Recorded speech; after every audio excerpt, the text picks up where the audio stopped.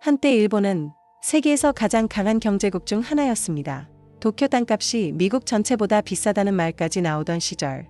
하지만 지금 일본은 잃어버린 30년이라는 말을 듣고 있습니다. 도대체 일본은 왜 멈추게 된 걸까요? 1980년대 일본 경제는 엄청난 속도로 성장하기 시작합니다. 자동차, 전자제품, 반도체까지 일본 기업들은 세계 시장을 휩쓸기 시작했고, 일본은 미국 다음 세계 2위 경제대국으로 올라섭니다. 당시 일본에서는 부동산과 주식 가격이 끝없이 오르기 시작했습니다. 특히 도쿄 부동산 가격은 비정상적으로 폭등했습니다. 은행들은 기업과 사람들에게 엄청난 돈을 빌려주기 시작했고, 사람들은 일본 경제는 절대 무너지지 않는다라고 믿기 시작했습니다. 하지만 1991년 일본 정부와 중앙은행은 과열된 경제를 잡기 위해 금리를 올리기 시작합니다. 그러자 문제가 터졌습니다. 엄청나게 올라갔던 부동산과 주식 가격이 순식간에 무너지기 시작한 것입니다.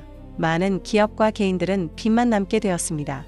은행들도 흔들리기 시작했고, 일본 경제는 급격히 얼어붙기 시작합니다. 소비는 줄어들고 기업 투자도 감소했습니다. 이 시기부터 일본은 길고 긴 침체에 들어가기 시작합니다. 이후 일본은 오랜 침체에서 벗어나지 못했습니다. 경제가 불안해지자 사람들은 소비보다 저축을 선택하기 시작했습니다. 기업들도 공격적인 투자 대신 현금을 쌓기 시작했습니다. 문제는 인구 구조였습니다. 일본은 세계에서 가장 빠르게 고령화가 진행된 나라 중 하나였습니다. 젊은 인구는 줄고 노인 인구는 늘어나기 시작합니다. 집을 살 사람도 소비할 사람도 점점 줄어들기 시작했습니다. 지방 도시들에는 빈집이 늘어나기 시작했고, 일본 곳곳에서는 사람이 줄어드는 현상이 나타나기 시작했습니다. 하지만 일본이 완전히 무너진 것은 아닙니다.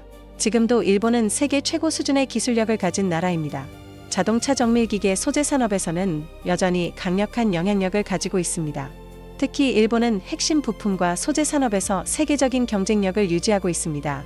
하지만 과거처럼 압도적으로 성장하는 모습은 줄어들기 시작했습니다.